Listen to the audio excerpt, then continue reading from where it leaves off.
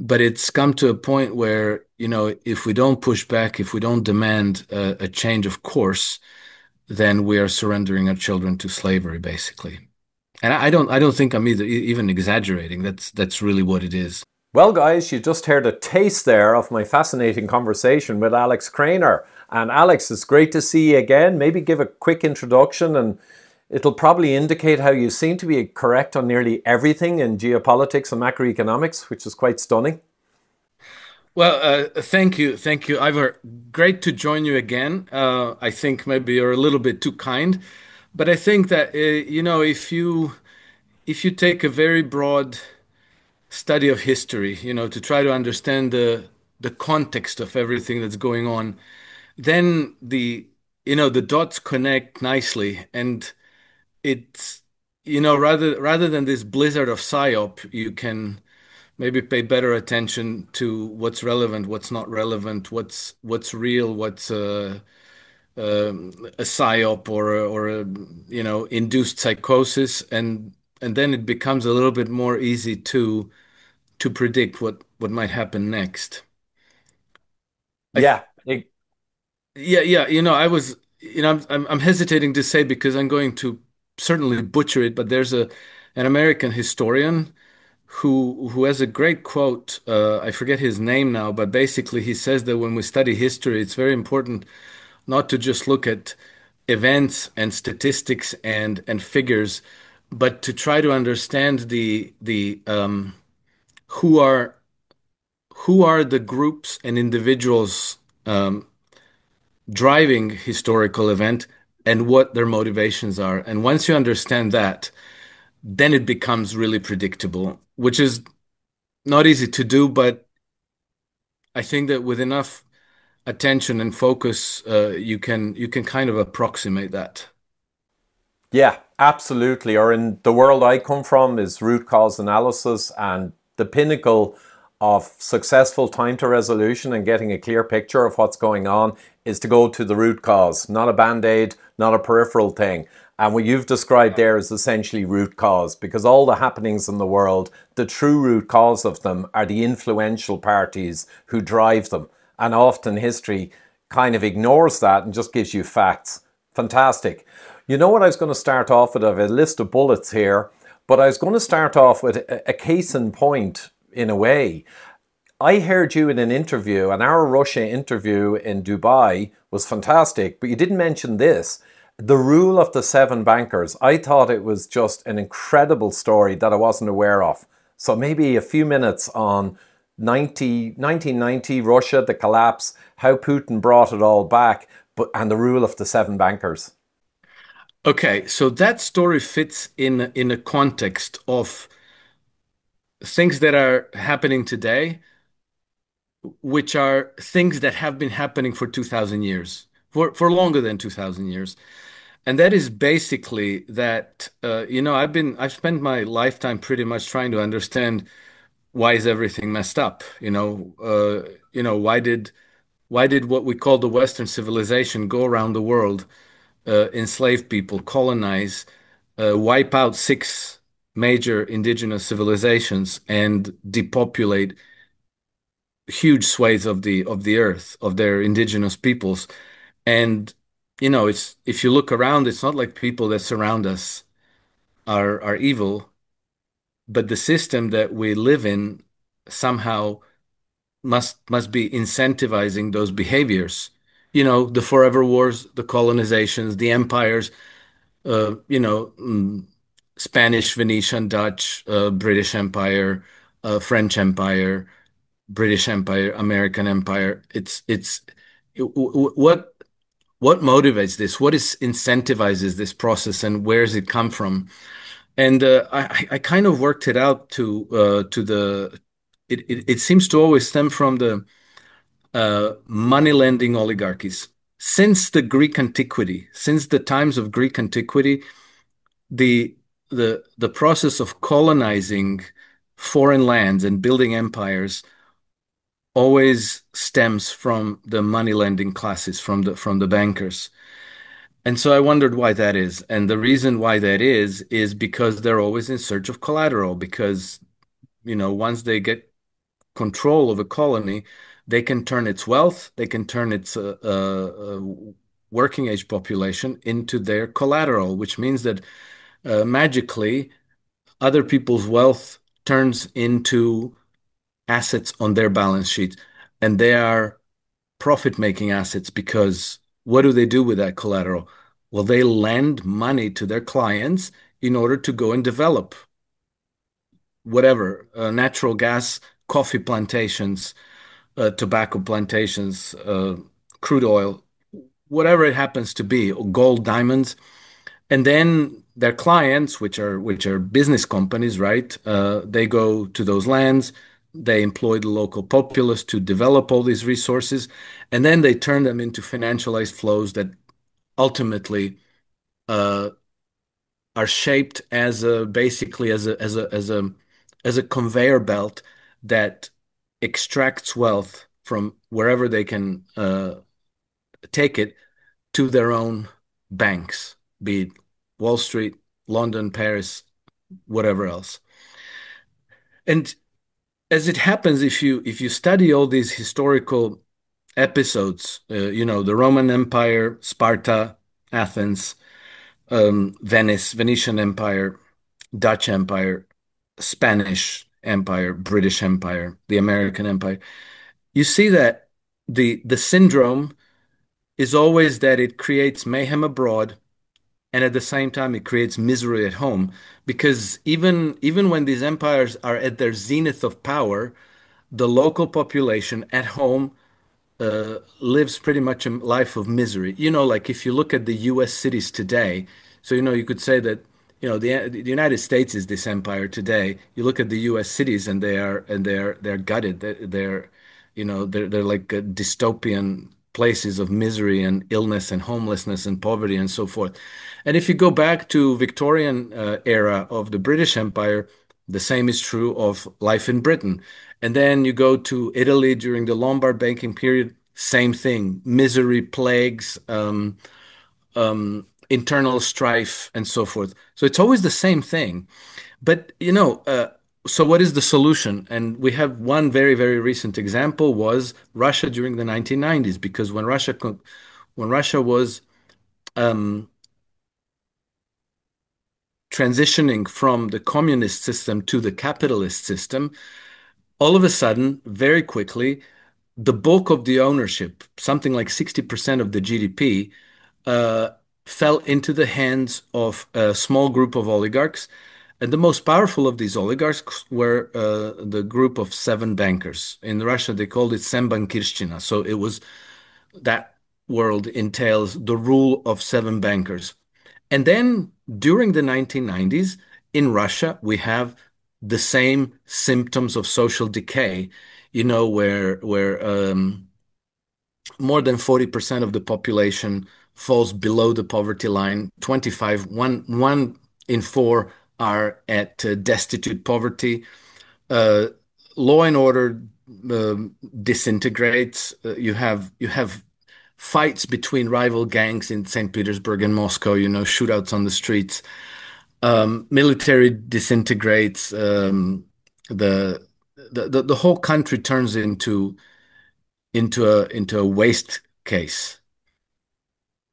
And then Vladimir Putin takes over in 1999, and Boris Yeltsin nominates him as a caretaker prime minister, and the situation begins to turn around a little bit later. Putin stands for election in March of 2000, wins the presidency. And then he does something interesting in 2003. He calls all the oligarchs to his office, about 15 of them, including the seven bankers. They have a meeting around a very large round table, and basically Vladimir Putin lays down the rules, and he says, "Okay, three key things. Uh, we're not going to nationalize your property, so what you stole, you keep. It's yours. But you have to pay your taxes correctly. You have to treat your employees correctly. Don't treat them as disposable workforce. And three, you have to stay out of politics." And this third rule was actually the most difficult for the oligarchs to accept because they, up until that time, they pretty much owned the government. They were boasting about how they set up and take down ministers. The ministers have to do as they tell them. If not, they're sacked and so forth. So these seven bankers, they were boasting about having complete control of the government. Now Vladimir Putin telling them you have to stay out of politics. Politics is not your domain. This was a big challenge. So there were some court cases, a few of these oligarchs challenged the government. It went through courts, so unlike the way people in the West imagine, Vladimir Putin didn't just send assassins to take out these oligarchs. It was done in a legal way. But basically, the oligarchs lost the court cases, the legal cases, right? Which went to show that between 2000 and 2003, Vladimir Putin solidified his political support. So he felt that he was more powerful than the oligarchs, and he felt that he could take them on. And then one of the oligarchs challenged Vladimir Putin more seriously, and that was Mikhail Khodorkovsky, who was a trustee for the Jacob Rothschild's interests in Russia. And there, they arrested Khodorkovsky and they charged him with tax evasion, and he was found guilty and he spent 9 years in prison. But that was a signal to other oligarchs. Don't mess with it. I laid down the rules. You have to play by those rules. And so basically, what happened is, he didn't disenfranchise them in the sense of taking away their properties and renationalizing it. He didn't shoot them dead. He didn't imprison them apart from Mikhail Khodorkovsky. He just left them alone with those three rules. No politics, pay your taxes correctly, treat your employees correctly. That's it.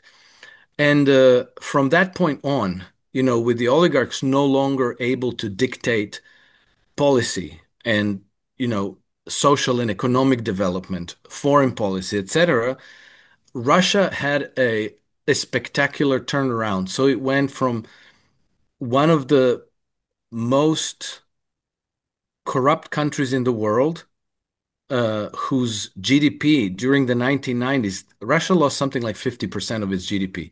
It was absolutely spectacular what happened there. The life expectancy fell to something like 57 years.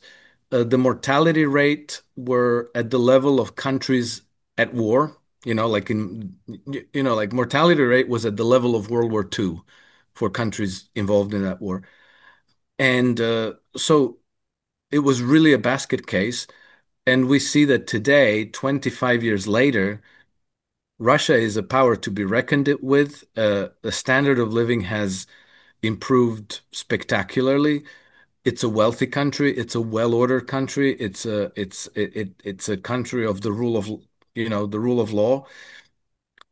And this all has been achieved by, putting the oligarchs in their playpen and setting limits. You didn't get rid of oligarchs. You didn't force some kind of egalitarianism where everybody has to be equally poor. You didn't, bring back communism. You just set the rules where the political process was off limit to the oligarchs, and the country turned around in a very spectacular way. And so that is a very, very useful example for us in historical terms because it didn't involve the knife, the night of the long knives, where somebody went and got rid of all the oligarchs, like Philip the Seventh or with the Knights Templar, they just like wipe them out, or there wasn't a return to communism, there wasn't confiscation of asset. It was all done legally within the framework of the rule of law, with minimum recourse to violence, and it helped the country turn around. And I think it's a hugely important example to keep in mind because most countries in the West have the acute problem of oligarchies, particularly, France, United Kingdom, United States, Sweden, many, I would say probably most of the Western countries have oligarchies that are above the rule of law, and they get to do whatever they like, and the democratically elected governments cannot touch them. In the West, it's unthinkable that some prime minister like Keir Starmer or President Macron or how do you call it? A United States president lines up the oligarchs and tells them from today on, this is how it's going to be. But I think that what happened the other day in the United States, where Trump had their, Zuckerberg and Bezos, and I don't know who was there, but I think that comes about as close as possible in the United States.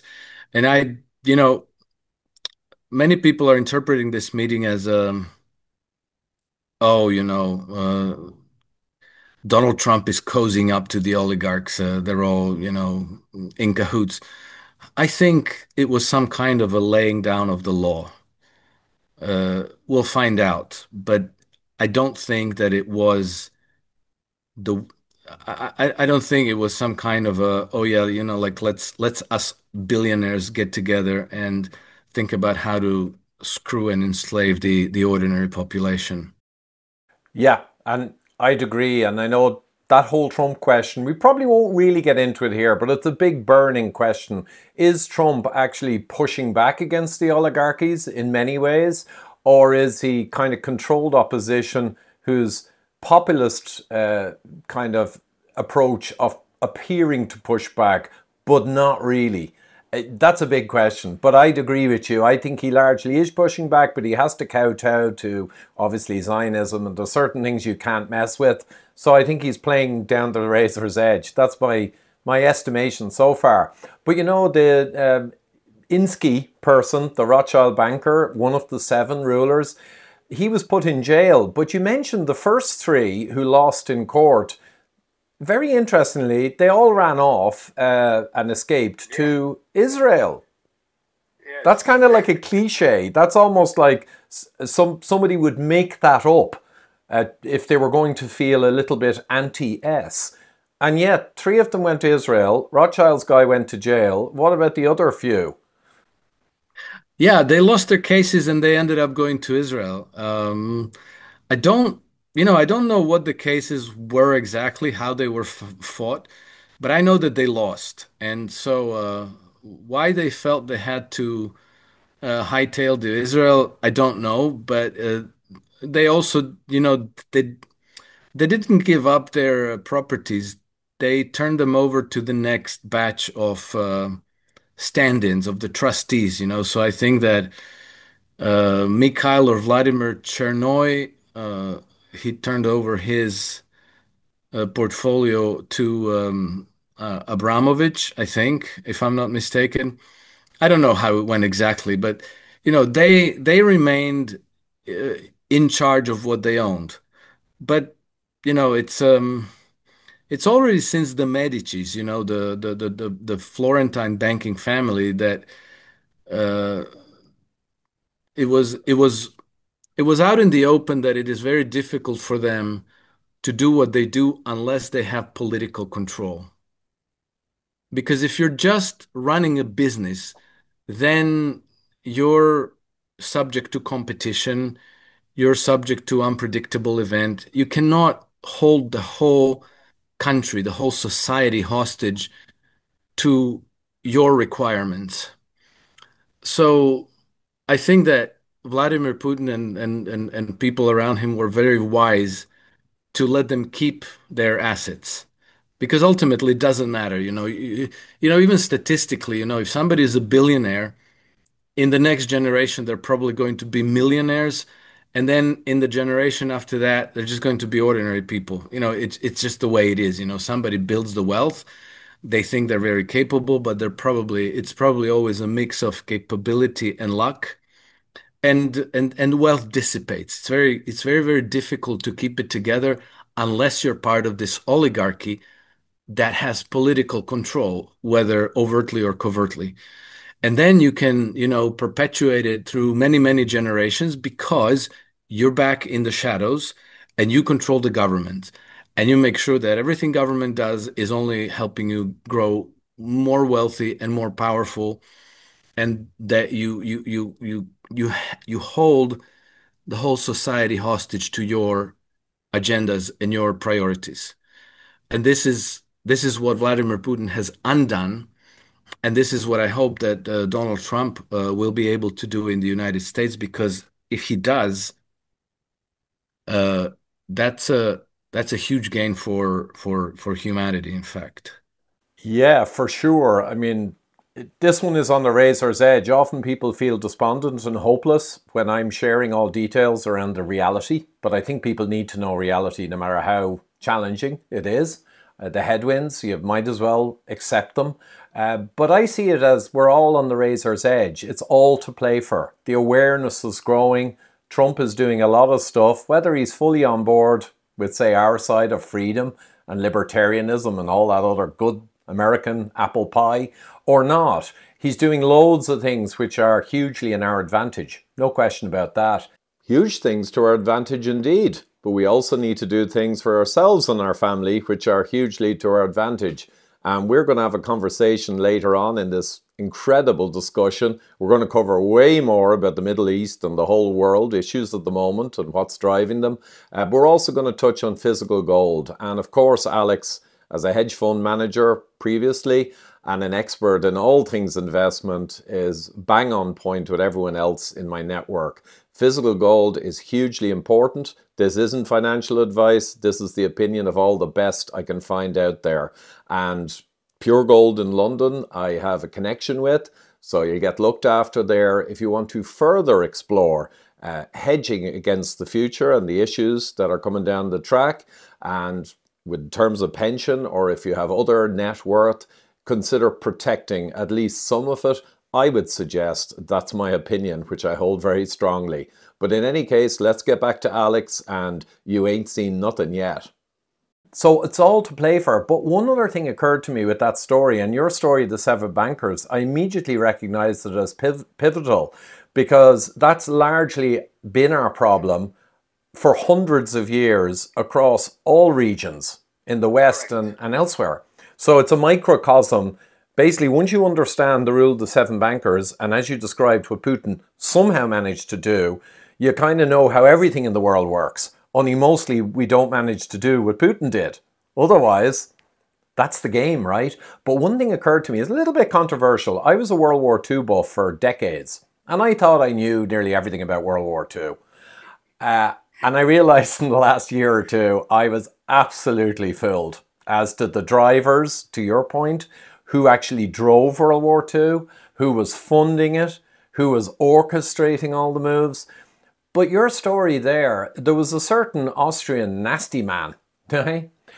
Ironically, it almost parallels the Putin story, because he in the 30s threw out the bankers, essentially, brought in a load of country building stuff, and in fairness, he was made Time Man of the Year, I think in 37 or 1938. The world actually officially acknowledged that he was rebuilding Germany in a miraculous form.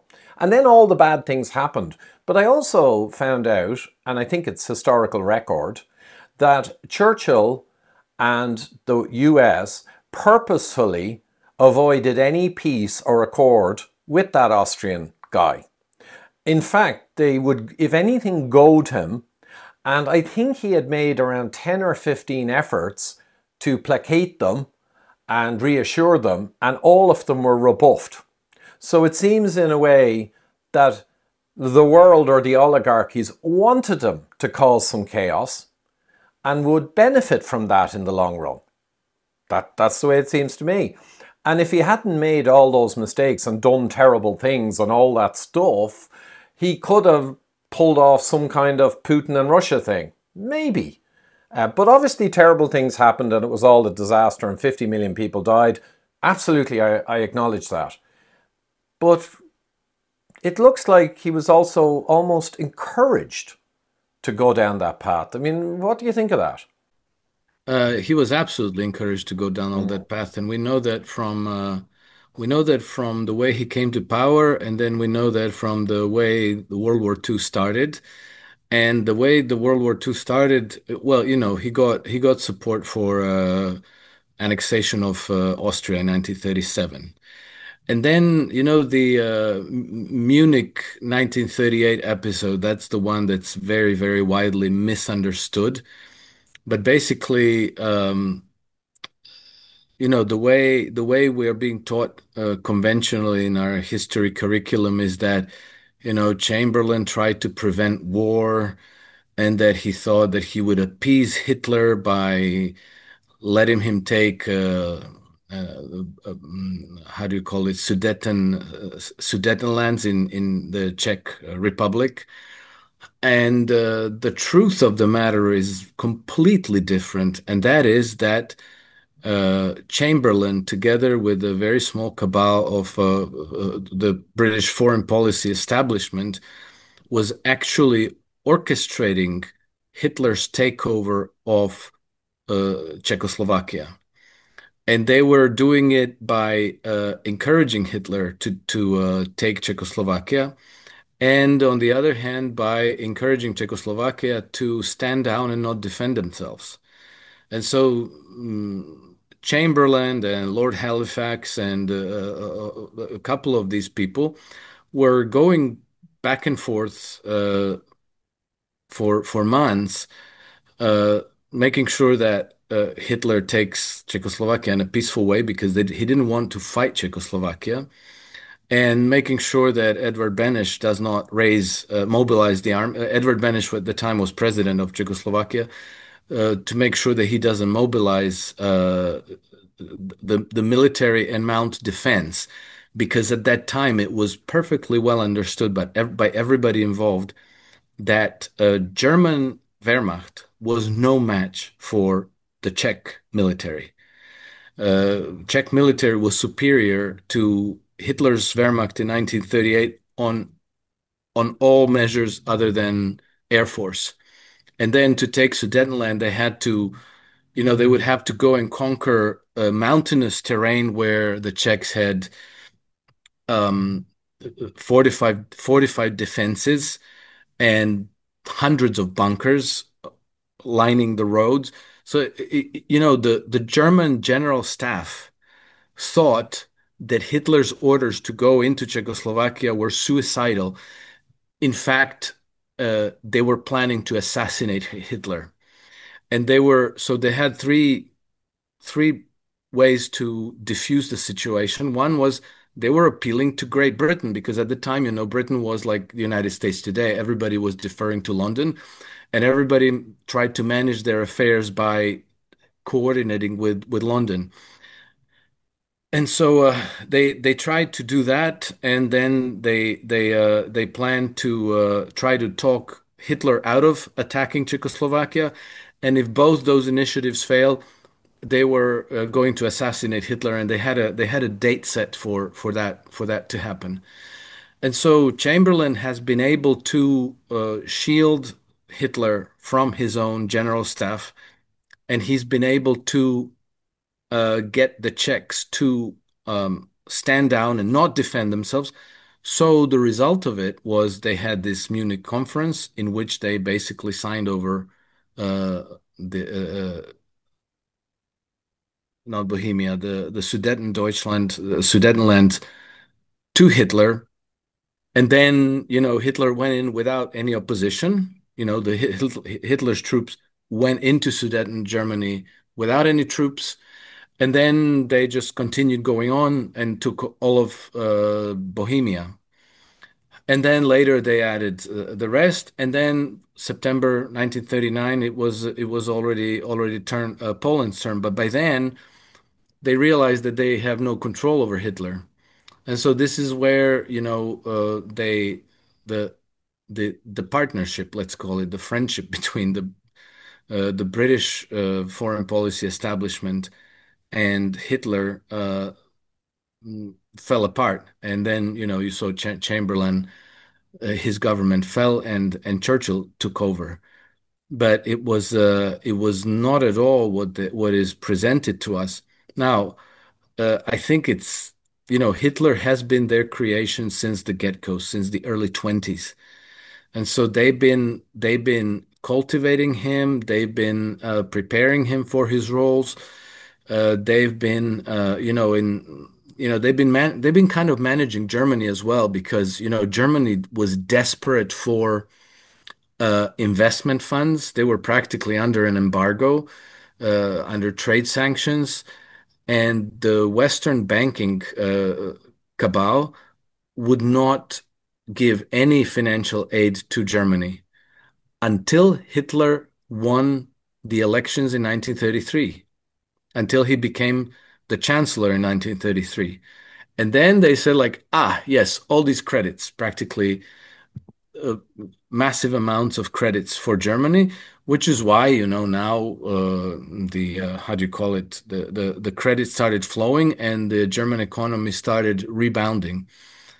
Uh, yes, he got rid of some bankers, but the main bankers, which was the head of the Reichsbank, Hjalmar Schacht, uh, he didn't get rid of him, well, until much, much later. And Hjalmar Schacht was working in very close cooperation with Montagu Norman, who was the head of the Bank of England, and with Benjamin Strong, who was the chairman of the Federal Reserve Bank in New York. And so this is where the this is where actually the German policy was formed.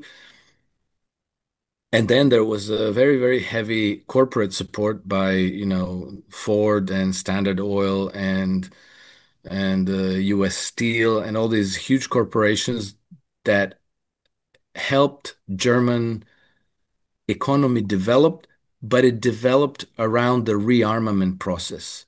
So, the credits flooded into German economy, but not for the civilian uses, but for these huge corporate cartels that were producing steel and energy and explosives and armaments and everything that was needed for the war that they were preparing.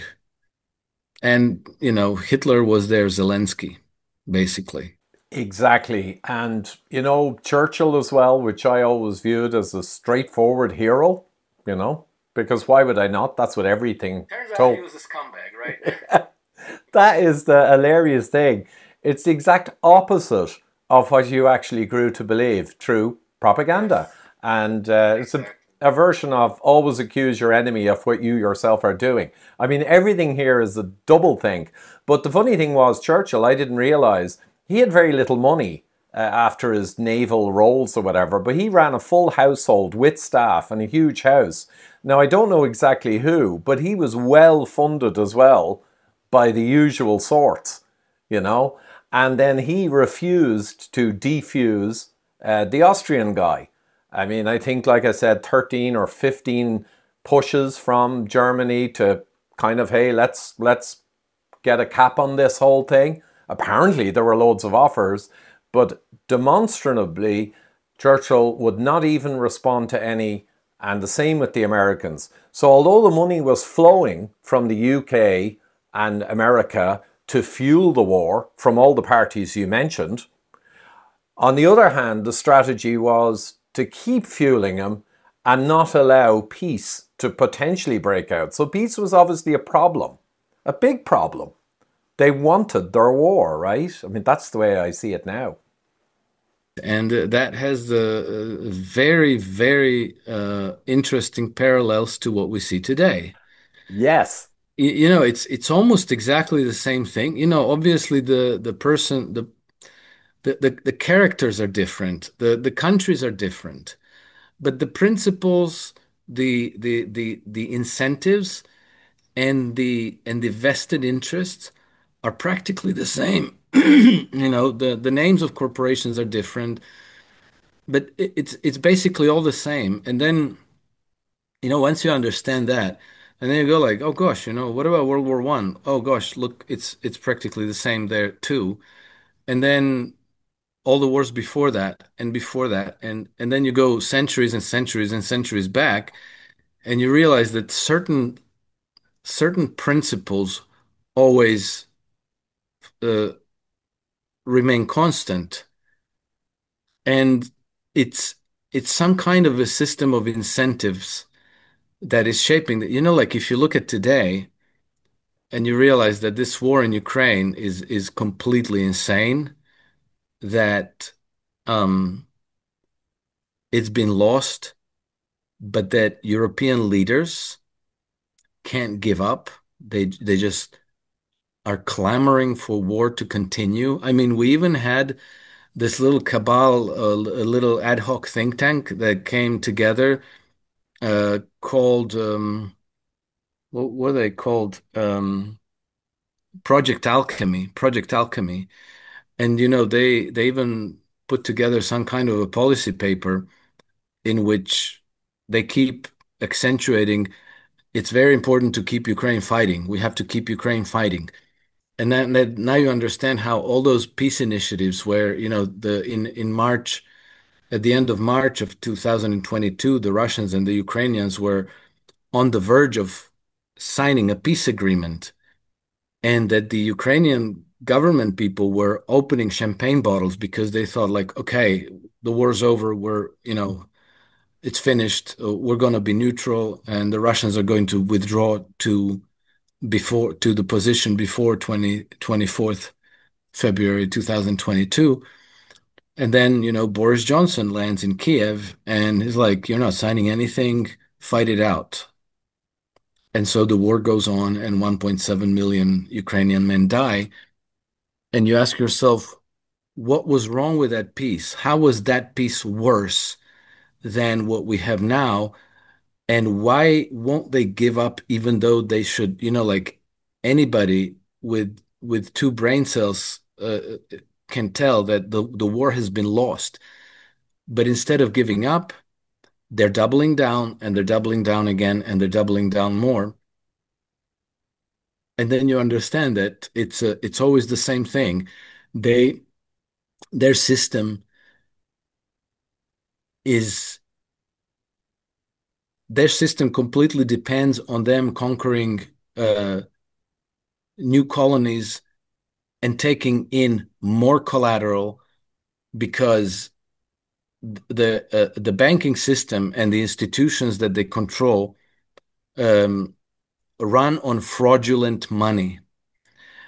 It's a Ponzi scheme, and the Ponzi scheme can only remain stable as long as it continues to grow.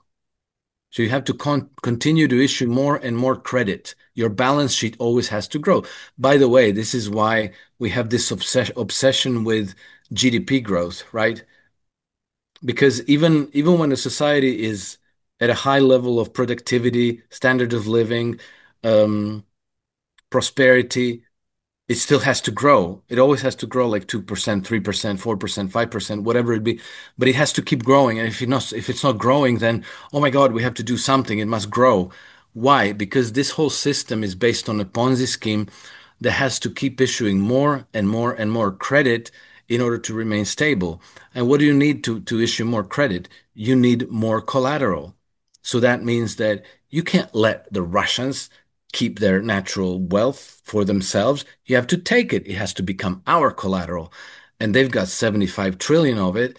And gosh, just imagine how many loans we could issue if that natural resource wealth could be turned into our collateral. And Vladimir Putin won't let us have it, which is why we think he's, irredeemably evil. And it's also why we thought that Boris Yeltsin was awesome because, the the the gates of Troy were open and have we could do whatever we wanted with Russia. And then Vladimir Putin said, so sorry, no mas, which is why we hate him and which is why we want another Yeltsin or a Zelensky or uh, new Guaido to take over and to let us have their natural resources. That's why. And so they can't give up because if the Ponzi scheme comes to an end, it implodes, as all Ponzi schemes do. And so they will sacrifice Ukraine, they will sacrifice all of Europe in order to preserve their Ponzi scheme. Yeah, absolutely. When all else fails, they take you to war. But Exactly. that's only one part of it. So the Putin example, and I'm glad you came back and touched back on that. It is truly a microcosm. It's like fractals. That scenario, just apply it to everything pretty much. And now you know root cause, and now you're correct. And you know, it's a good segue into the second bullet point. I'm only on the second one. We'll speed up a bit. But this is superb, Alex, because I really want people, we need to frame it and describe it in such a way that it really is simple for any layperson to grasp the enormity of what we're saying.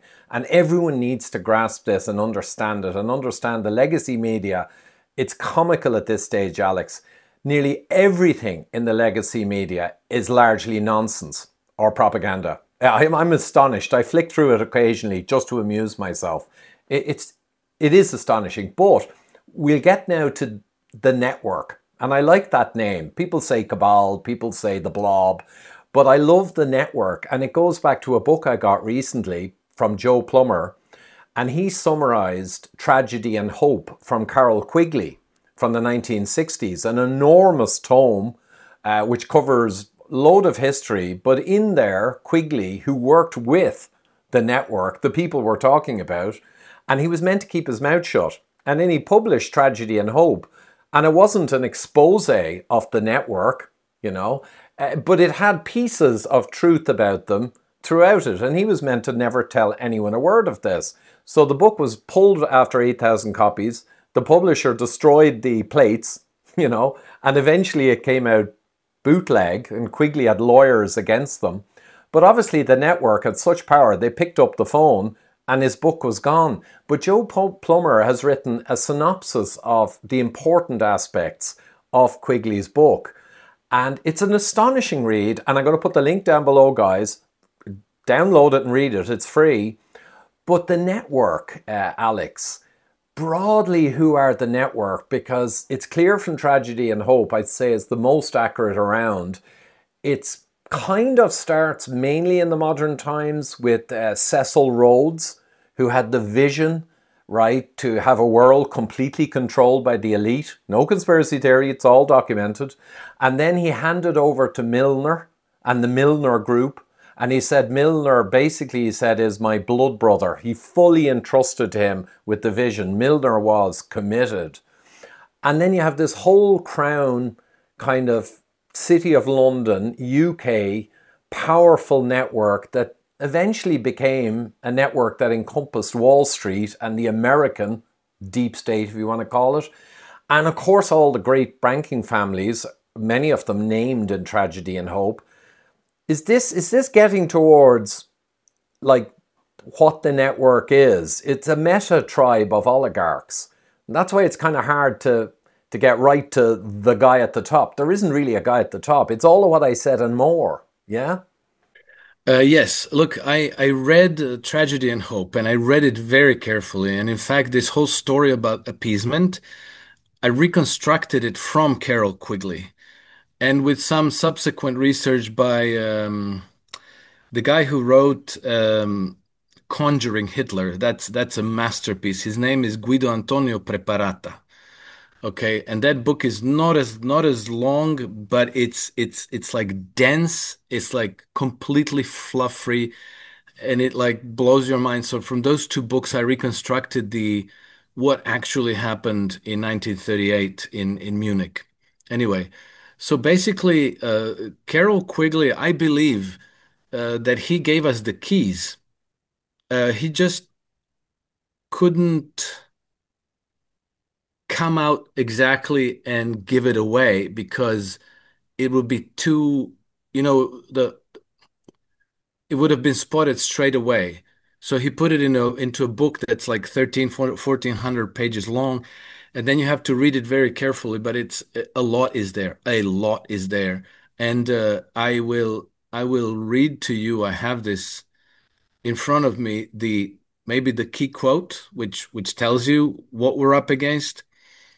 And the one, so this is the key quote from Carroll Quigley. I think many people are already familiar by this, but he says that the powers of financial capitalism had a far-reaching aim, nothing less than to create a world system of financial control in private hands, able to dominate the political system of each country and the economy of the world as a whole.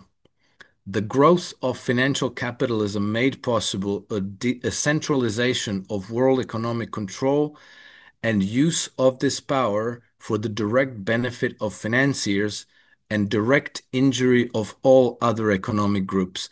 And so this quote, when you keep that in mind and you look at what happened in Russia in the 1990s, it's exactly what happens.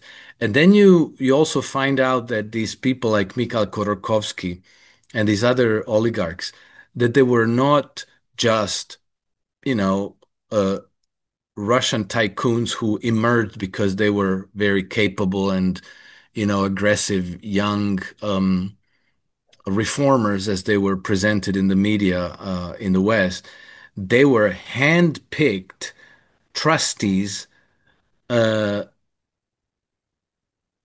who were serving the needs of the foreign financial interests.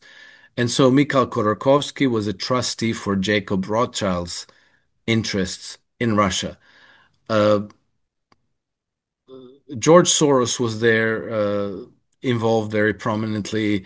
Edmund Safra and a number of high profile Western bankers. But when you say that there's nobody at the top, I think that there's somebody at the top necessarily because this is you know these are networks of power, and you're right to call it a network.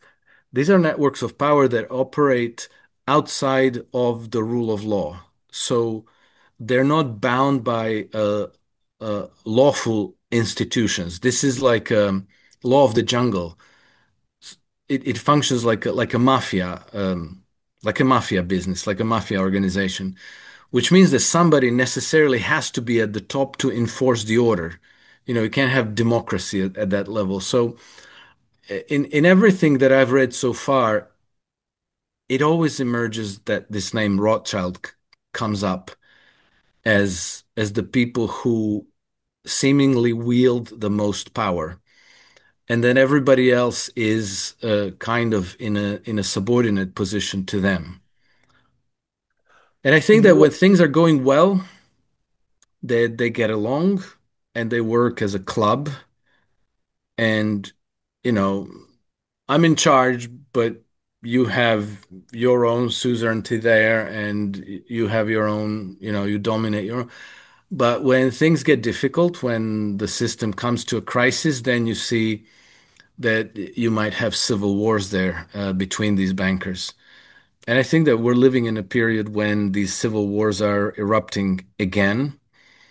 And it seems to me that the American bankers feel that they no longer have to be subordinated to the British bankers. And I think that part of what we see today might be that civil war. Of course, we don't know anything about this. We can just look at where smoke, which orifice produces the smoke, and then we can just try to kind of wonder what actually happened behind the closed walls. But yeah. there must be top of the hierarchy because otherwise the whole system, it'd be like you have a pack of dogs. There's always going to be a top dog, and if there isn't a top dog, the other dogs are going to fight to the death until one emerges as the top dog, and then they'll be at peace. Yeah, and that's the lead dog kind of principle. Absolutely. A slight variant on that to allow for not one kingpin. To your mafia analogy, there's a bunch of major families, and each of them, sure, has the Don. But maybe there isn't a single one, but there's certainly a cluster of key lead dogs. And the beautiful elegance of that is because we're talking about families, right? Banking families, mafia families. There's a family element to it. And I was going to my next bullet point. This is fantastic, Alex. This is a one-stop shop for everyone to know how the world works. There's no question about that in my mind. I was going to say Russia Ukraine mess as the next thing to cover, but we've largely covered that, and everyone listening knows what that's about now. Unequivocally, 100% knows what that's about. And it's nothing like the media tell us, of course. And then the next one I was going to go on to was, of course, to be current and topical, the Middle East mess.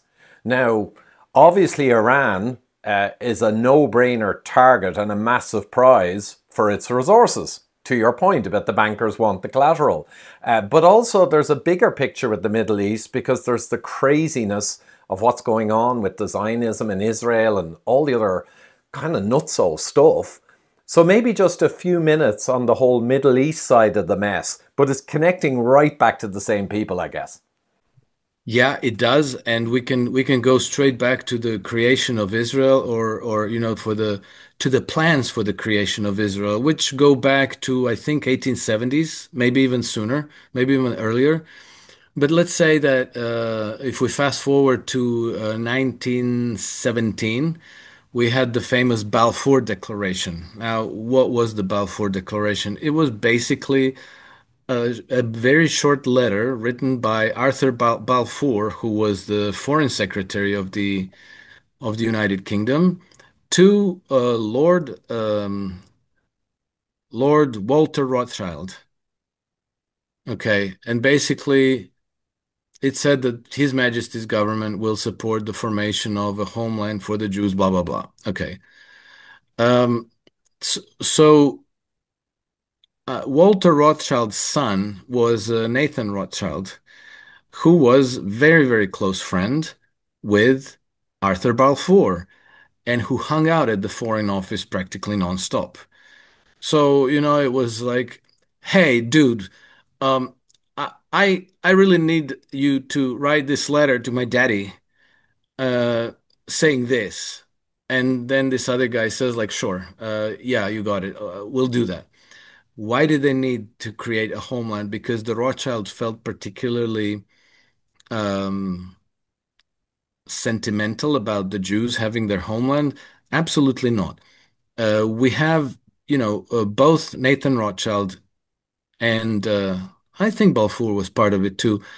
Uh, I'm not 100% sure, but Nathan Rothschild definitely was part of the Round Table Group led by Alfred Milner, whom you mentioned, who was the, ideological heir to Oh, to Rhodesia, Rhodes, Rhodes. Cecil Rhodes. Yeah, yeah, to Rhodes. And so at a later stage, the alumni of the Round Table Group uh, spoke about why it was necessary to create Israel. And we're talking about 1920s, 1930s, before Israel was actually created. And they basically what they were saying is in order for Britain to remain as a maritime empire, to remain viable, they needed to seed that region, meaning the Palestine, they needed to seed that region with a particularly patriotic stock. So they needed somebody who would be practically fanatically devoted to living in that region, holding on to that region, to be their beachhead with which to control the region, not only because they already knew that it was very rich with energy resources, but also because it was right there at the doorstep of the Suez Canal and at the very crossroads of trade routes and future pipelines between the East and West. And that region has always been extremely important for that very reason. The Roman Empire was drawing most tribute from the Levant, from the Eastern Mediterranean. And once you understand that, and once you understand that Roman Empire was also an empire of money lending oligarchs, and once you understand that King Herod was one of their clients who was using the the loans from the Roman moneylenders, from the bankers, for these megalomaniacal construction projects everywhere, and they had to service those loans by squeezing his own population, then you start to get a very, very interesting new perspective on what actually happened back there at that time, and then who Jesus Christ was. I was going to say, Herod went after the Jesus Christ, but Jesus Christ ultimately, what was the big thing he did? He kicked the money lenders out of the temple. So he was Yes, against the bankers. That's yes, probably one of his finest attributes or qualities. And that's yes, why exactly. But that's, the yeah, anti-Christian thing is off the wall, as you well know, Alex. yeah. It's the only religion in the world that's being attacked left, right, and center, which kind of fits in with that. Yeah, yeah, exactly. But that's also the one dimension in history that we're meant to never focus on, and we're meant, basically the way they tell us the story is like, oh, the Romans had many gods, and the Jews had one god, so they all just went crazy and started killing each other. They just couldn't tolerate that. It wasn't like that. The Romans lent money to their clients and they wanted it paid back with interest. That was the moving principle of history even back then. Anyway, back to the Middle East. So today you the Israel has been fulfilling its role very faithfully. It's been keeping the region destabilized. It's been keeping all the regimes surrounding Israel let's say, weak and perpetually on edge, much more easier to control for the United States, for Britain, for the Western powers. And the challenge now is that the most powerful regional player is Iran, which is not on board with the Western Empire. So what they need to do is they need to regime change Iran. And so now we're hearing about Iran's nuclear program, blah, blah, blah, blah, blah. Nobody cares about Iran's nuclear program. That is the justification for military intervention. What they want is a regime change in Iran because they need, again, a regime that's going to be run by Boris Yeltsin, Juan Guaido, Volodymyr Zelensky, Pahlavi, I don't know what the current guy's name is, but they need to put in their Muppet in there so that their Muppet will open the gates of Troy so that they can take over the collateral, so that that collateral can become the asset on Western Bank's balance sheet, and then they can loan out money to JP Morgan, no, sorry, to ExxonMobil, Royal Dutch Shell, BP, to go and take over Iranian oil. And it's not because we need the oil. We can have the oil by just simply buying it from the Iranians. The important part is that all those corporations that go and develop Iran are clients of Goldman Sachs and JP Morgan and Citigroup and Royal Bank of Scotland and so forth, that all the money ultimately gets sucked into City of London, Wall Street. Paris always gets some crumbs off the table to keep the French on board, but that's the whole name of the game. So it's exactly the same as in Ukraine.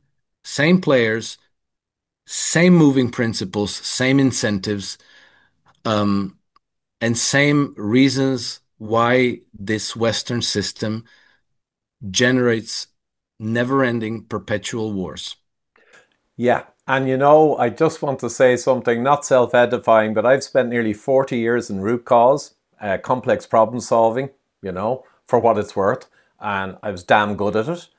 But I've realized over the decades that psychology, even though that's seen as very complex, human psychology, oh, that's really complex. That's not just like physics. No, you can root cause and fix people and even large groups of people and management issues with the same tools. And I'll tell you something, Alex, what you're describing and we're talking about, uh, every complex problem after you've put together all the pieces and all the smoke and all the data, always every complex problem that's impossible to see what's going on during it, and it's very stressful, afterwards, there's always one thing that happens. You can see it all clearly and you could actually explain it in an elevator. In Yes, retrospect, when you know yes. everything.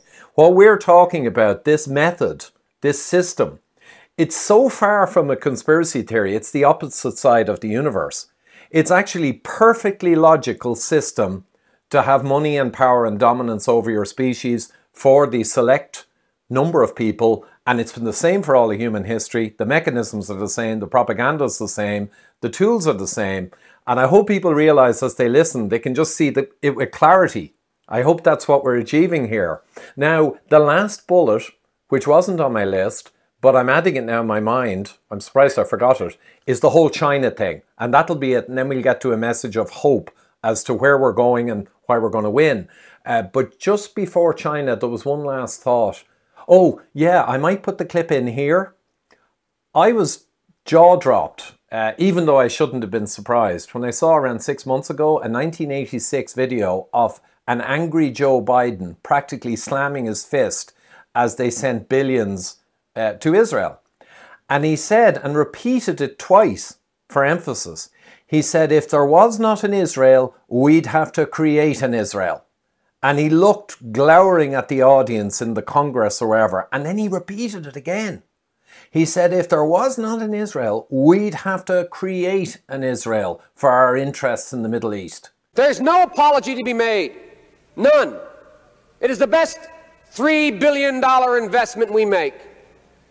Were there not an Israel, the United States of America would have to invent an Israel to protect her interest in the region. The United States would have to go out and invent an Israel. And everyone just said, and then all the money was approved. It's just a delicious little proof of what you're saying. But we'll get on to China, the final step. And here's what I've come to understand, and it may have been from watching one of your other interviews. I'm not sure if it's you. But basically Russia, the banking powers gave Russia their 1917 revolution, because there's nothing better to control a country as a vassal state than to give it communism and then just hold the reins from above and strip mine it. Now, Russia kind of went in hard communism, Soviet Union, and became kind of out of bounds. But the people at the top just say, we'll wait. Might be a generation or two. And they did, and they came in the late 80s to strip mine it. They're very patient. But then Russia, because of its long 1200-year-old history, sort of culture and patriotism and belief in themselves, they managed to pull off a coup against the banking families, as you described. Now, China, I believe Rockefeller and Rothschild were over there with universities in the 30s, 40s and 50s, just slipping them a stinky wink and feeding them a bit of communism. And then that took off in a big way. But then eventually it looks like, is Xi Jinping China's kind of Putin now? And they're playing the game, but they've got enough Chineseness going back thousands of years that they know what was done to them and they ain't playing anymore, but they're playing along to not get, I don't know, really a massive war thing going. Is China kind of analogous and the same mechanisms used? Well, it's they're not the same mechanisms. That is, they are the same mechanisms, but they're not being used for the same ends. Okay, and what one thing that I've understood by researching how the banking system works, how the corporate system works, is that banking is not inherently and inevitably evil. That the evil comes out as a result of choices that are made by people in charge. Same thing with multinational corporations. So the cultural element there is very, very important. And in this sense, the Western empires, the ones that have been fomented by Western banking dynasties, from the Venetians on, and it was the same thing in Rome, and arguably there's some kind of a continuity there that goes through Vatican, Rome, Vatican to Venice after Crusades. There's a cultural element there that is using those mechanisms, and that it's using them in a very pathological or pathogenic ways. Okay. Uh, I think that Russian approach, Chinese approach are very different. And we can even, for people who don't believe it, you can even go through history and you can see how many times did the Russians or the Chinese colonize anywhere. Did they ever develop wholesale slave trade? They didn't. Uh, did they build large empires that went beyond their um, immediate regions? They didn't. Um, are they running a system that generates poverty today? The kind that we were talking about earlier, like uh, Britain when it was at the zenith of power, British people lived a miserable life. Charles Dickens wrote novels about this. Upton Sinclair wrote novels about the same in the United States. Today's cities in the United States are a disaster. If you look at China today, in the last 40 years, they lifted 850 million people out of poverty. Their approach is very, very different. And I think the the direction is given on the cultural basis, so there's this Taoist Confucian dimension that determines how the policy is shaped. And I think that the clash between the Western bankers and China occurred maybe even before Xi Jinping. I'm not sure, but it definitely crystallized with Xi Jinping. That is that, election of Xi Jinping was the moment where the Western bankers realized they'd been had. Because what happened in August of 1971, Richard Nixon severed the convertibility of US dollars to gold. And from that moment, I think that they knew that they were going to sacrifice the United States, that the dollar was going to collapse. It was only a matter of time, and that the United States is going to be too weak. It's going to become too weak to be, the hegemon, the force in the world that's going to be able to guarantee their empire. And I think that they designated China as the next global hegemon, which is why Nixon and Kissinger, almost straight after they severed the convertibility of the dollar, they started going to China to open up China. And then they started building up China. And, you're right, they had certain foundations and certain connections there because Mao, for example, was a Yale man. He was backed by the Yale University networks, and he was even a publisher of some kind of newsletters for the Chinese uh, Yale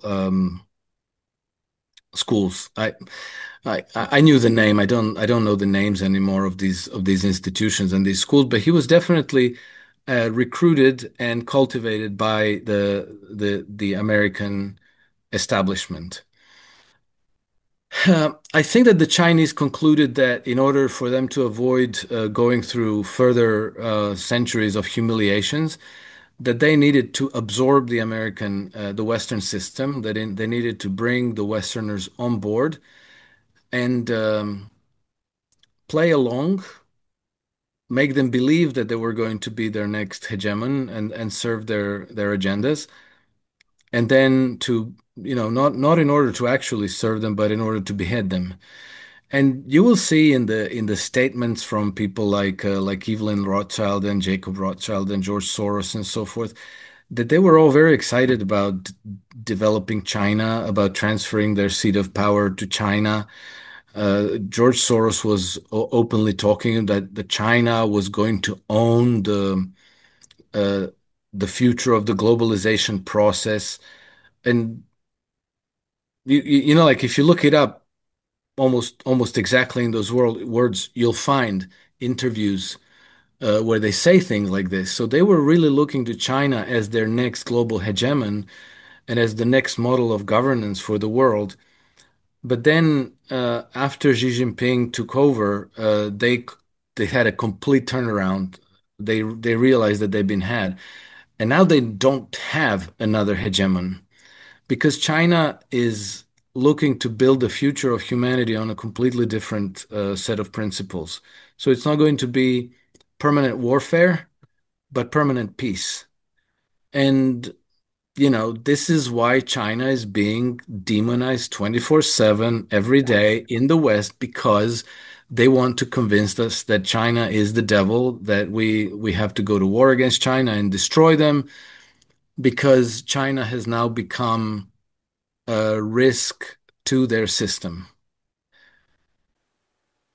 Yes, and that's where there are quite a lot of parallels with Russia and Putin. It's not exactly the same, different cultural stuff, different ploys were used, but they've kind of ended up a bit like Russia. They're nationalistic, they look after their own people, they want prosperity, they don't want, perpetual wars, and they've never really colonized majorly, and they simply don't have the cultural makeup of our Western sociopaths and all the families we talked about.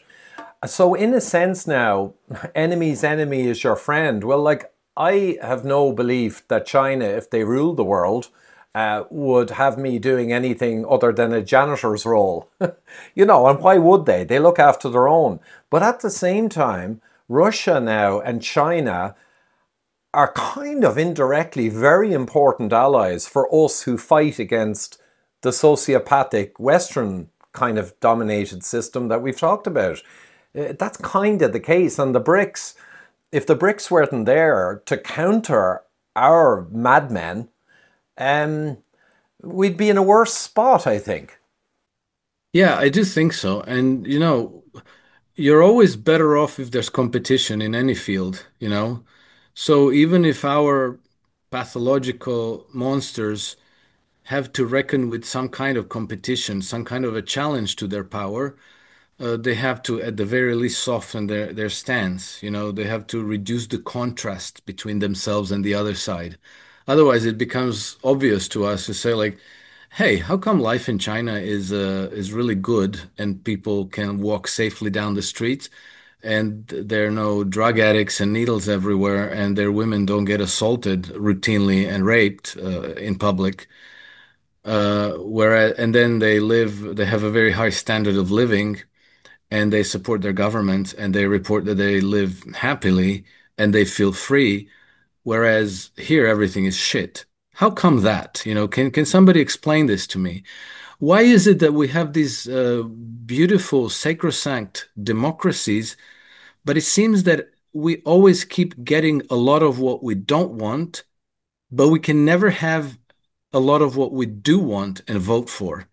Why is that? Can somebody explain that to me? If we have democracies, then we should be able to decide the policies and the direction of the development of our societies, but we get always everything opposite of what we choose. Whereas, in Russia, people are happy, people support Vladimir Putin. He has a very, very high job approval rating. The standard of living is very high. The percentage of people who report that they believe the country is moving in the right direction is very high. Over on our side, it's actually very low. They've been now contaminating those statistics. Um, they no longer reflect what people actually say. But a few years ago, they did, and I think that figures from 2011, 2012, 2013 in the Western European countries, uh, the people who thought that their countries are moving in the right direction was um, in some cases in the low teens. Like in France, I think it was 11%. In Great Britain, it was like 13%. Whereas in Russia, it was close to 60%. Uh, so, I think that we have to acknowledge that something's not right in Mm. our house. Because if we don't Absolutely. acknowledge it, we can't fix it. And once we acknowledge it, we have to diagnose it correctly. Otherwise, we waste energy on false solutions. And I think that you can't, if you try to diagnose it and you research, you peel the layers of the onion, you always end up getting to the money lending oligarchy. And then you Yeah. understand that the money lending oligarchy is actually uh, above the legally elected governments, and that the legally elected governments, our governments, are subordinated to the money lending oligarchies, and they do their bidding, obviously. And that's actually an empirical fact. It's not that Alex Krainer is inventing it. That's an empirical fact that was determined both in the United Kingdom and the United States in empirical studies. And so this is a problem that we have to solve, because if we don't, then we're surrendering our children into slavery. It's there's no two ways about it. This is not a small problem. This is a huge problem. And if anybody needs like a visual about what a society would look like if this oligarchic power goes unchecked, all you have to look at how things turned out for the Western Roman Empire, where you had a complete collapse of society, where you have complete collapse of markets, and we basically went back to the Dark Ages and the economy of barter, where concrete floors or tiled floors disappeared from the archaeological record for a few centuries. Money disappeared. Um, Production of small, like cheap items of broad use, like nails and roof tiles and things like this, they disappeared. So people went back to living basically like Stone Age existence. Like nomads. They went back to basically pre-civilizational times. And this is what happens if oligarchic power is not checked. And then if you want to know what happens if you do check oligarchic power, then you study the contrast between Russia during the 1990s and Russia today, and the man who put oligarchs in their playpen and left them with their money to enjoy life. He didn't kill them. He didn't arrest them, other than Mikhail Khodorkovsky. He didn't take away their toys. And, they can focus on enjoying their life, eating good food, buying nice cars, having nice women. All they have to do is stay out of politics. And that should be something for our oligarchs to consider as well. Absolutely, Alex. But I, I feel they will need a little bit of persuasion at this They stage. might need they might need Yeah. some enhanced persuasion as I well as mean, enhanced interrogation. yeah, I mean, they are. I often said, like, the COVID flu nonsense that triggered the massive insanity of the last few years with the trans and, of course, the mass migration, which is a disaster. I don't even need to tell you what's happening in Ireland and the UK. It is shocking what they're destroying. They're destroying culture, history, sovereignty, nationality. It's it's a fire sale, or not a fire sale, it's an inferno. It's crazy. But a couple of quick things there before we move on to the future, the bright future for all of us. Just one thing people will say when you kind of painted China as a nice place, they got cameras everywhere and everyone's tracked and traced. So there is that. Russia, I think, is a better example. We've all seen the videos of Russia and Moscow and everything as you describe. But China and Russia share something: no mass migration attack on their countries, And Poland, I think, and a couple of European countries are getting fined by the EU because they don't want to destroy their culture, history, and their whole society with mass migration. But that's a topic probably won't get into, but it looks to me to be a major tool of the oligarchs in the West in the last couple of years. I mean, it's very clever. Because if you use mass migration to undermine society, just like you attack the family, you bring in abortion, you attack religion, you attack everything that keeps a society solid, if you want to turn all the societies into one big blob for your pleasure. So that's a whole topic. But getting on to the positive and where we go from here, I think awareness is a massive thing. We might have a quick chat, by the way, first, because you're a hedge fund manager and you know all about investments and everything.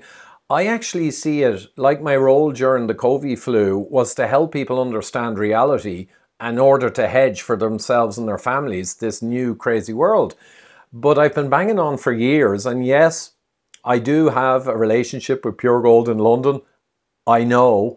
But personally, I can say with absolute 100% honesty, I see my role, a very important role, to introduce people to physical gold, whether through their pension if they don't have much money, or whether through money they have, especially high net worth. It's so important that people get a percentage into physical gold to hedge against what's coming. I mean, what do you think about that one? I was worried that gold in the last 6 months might correct, which I would not care about, from 3,200 down to maybe 27. Pipenberg, Matt, the gold guy, he said it best. He said, I don't care whether I keep accumulating at 32 or it goes to 27 or it goes up to 36, where it is now. The important thing is we keep accumulating physical gold and silver. And now, Alex, it's looking to me that there was no correction. And after a long holding period or a pennant, a bull flag, it seems to be heading on up. What do you reckon about the importance of gold for people to shield themselves from some of the crap that's going on? Um, so before I say that, I just one correction. I'm not a hedge fund manager. I used to be one. So I'm a former hedge fund manager, but it is very important for us to try to um, push back against their agenda of you will own nothing and you will be happy. So it's actually quite important for people to try to preserve their assets and their purchasing power to the best extent possible because as I think it was Alexander Hamilton or somebody like that, Benjamin Franklin, I don't know, who said that the power over your existence amounts to a power over your will. So if they manage to get you to owning nothing, then they have you. So in that sense, I will agree with you that it's important to own some assets like gold for the transition that's ahead of us, and that transition could be very, very um, very, very difficult for many people. We don't know what's going to happen. We've never been at this point in history, but let's say that I don't necessarily recommend hoarding gold infinitely, but I do recommend having at least so much that let's say, an equivalent of at least several months of your living expenses. So let's say 6 months of your living expenses you should own in physical gold, just in case it becomes necessary. And also because 100% the currency that we use today, whether it's a pound or euro or dollar or yen or whatever you're using, it's going to go to zero. That's a mathematical certainty. It's only a question of time. Gold is not going to go to zero. So in order for you to preserve some purchasing power, you need to own some gold. If you can, you should own a plot of agricultural land, and you might think about diversifying into something like Bitcoin as well, silver, other things. Now, if we're going to talk about the price of gold and where it might go from here, I've noticed something over the last 10 years or so, and that is that any asset, any security that starts to form an uptrend has a certain tendency to go into a vertical accelerated rally that can see the price go up multifold, not 10%, 20%, 50%, but several fold. And I've seen that happen with cobalt, with many stocks, with Bitcoin and some other cryptocurrencies, with things like palladium a couple of years ago. Anyway, uh, the cocoa, for example, cocoa, which has been trading forever between $2,000 and $3,000 for, I don't know, 15 or 20 years, it was always between, $2,000 a ton and $3,000 a ton. And then in the last 2 years, it hit I think $14,000. It just went into this almost vertical climb. And I asked myself, why would that be? And I think that maybe part of the explanation, at least, is in that we have now this huge quantity of liquidity that exists in the so-called shadow banking system. And shadow banking system these are institutions like hedge funds and pension funds and endowments and insurance companies. Let's say they are financial institutions, but unlike banks, they cannot create money. So they have liquid investable assets that they allocate to this or that asset, but they can't create credit. They can't print money out of thin air, unlike banks. Nevertheless, in all the world, the shadow banking system adds up to something like $220 trillion. So that's a lot. And if you take a market like gold, which I think all of it in the world amounts to about $20 trillion dollars. So it's just 1/10 of the shadow banking system. And then if you reduce that gold market to just what's traded, that's only a small fraction of those $20 trillion dollars because a lot of that is like gold that's sitting physically in vaults somewhere, jewelry. If you just go to the, let's say, to the market where gold is traded daily, that's a sliver of that market. I don't know. Let's call it a trillion or two. And so you have price discovery, which is happening in this $1 or $2 trillion market, and you have $220 trillion dollars of liquid investable assets that can impact the price of gold. And so when people see the price of gold start to do this, it's enough that just some of those hedge fund managers, pension fund managers, endowments, that some of them just say like, gold is looking very strong these days. Maybe I will increase my allocation to gold from 1% to 2%. And that can then create that vertical hockey stick chart. Uh, According to last information that I have, and that it's not so recent, maybe it's a few years old, like 2 or 3 years old, most of these institutions in the shadow banking system had zero allocation to gold. Zero.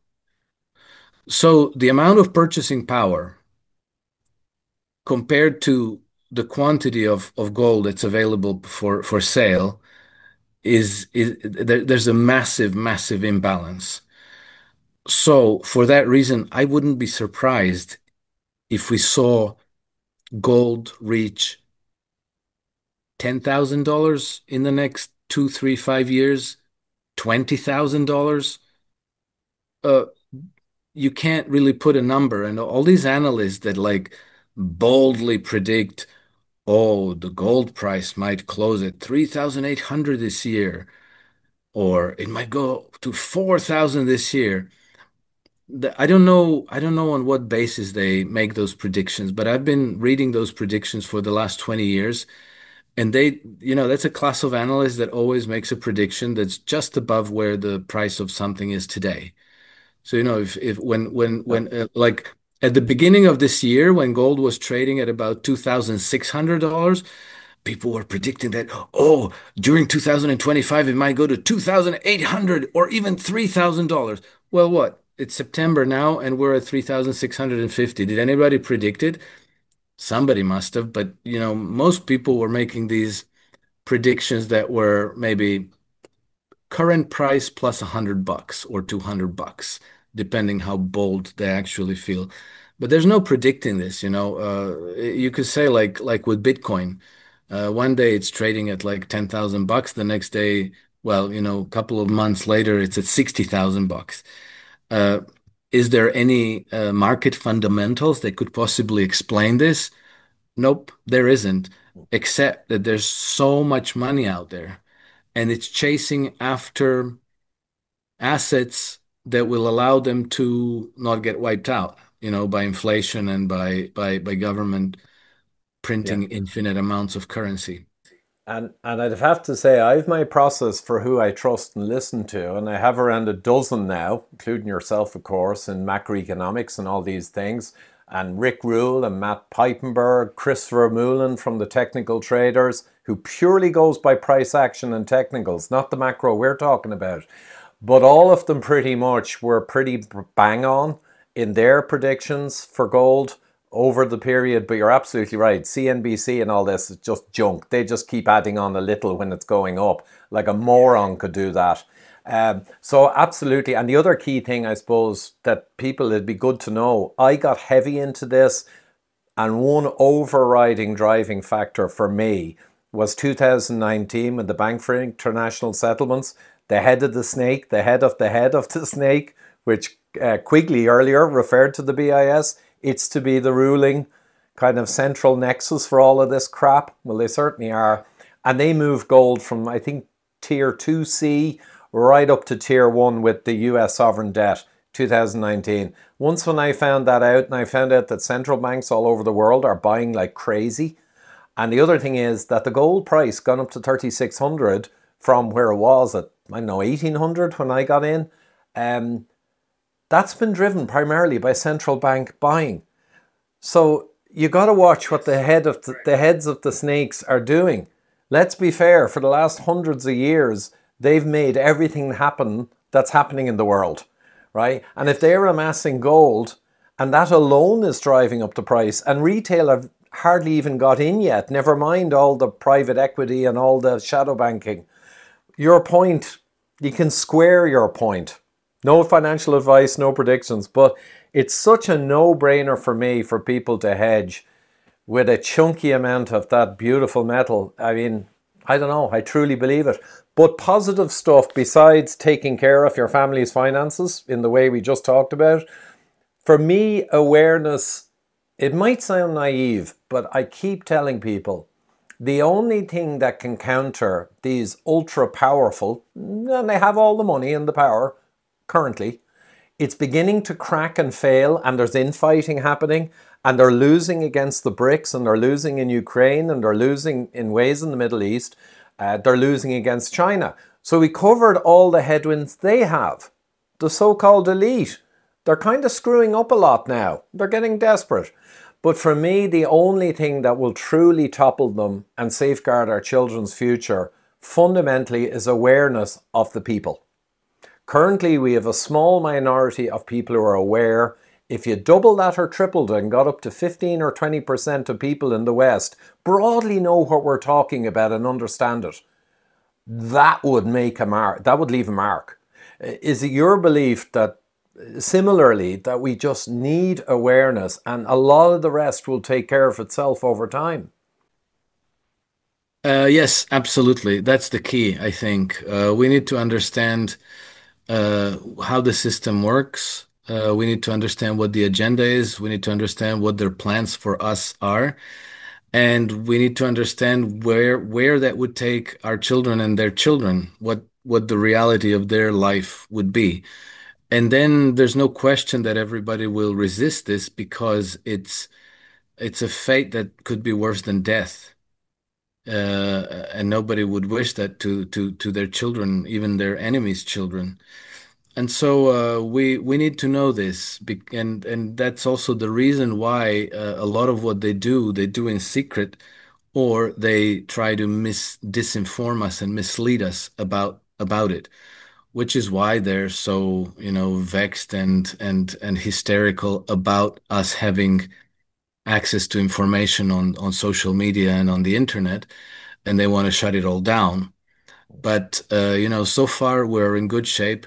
I read probably about 100 years ago, after the Federal Reserve was created in the United States, one of these powerful money people said that maybe there's a few dozen people in the whole world that understand how the money machine works.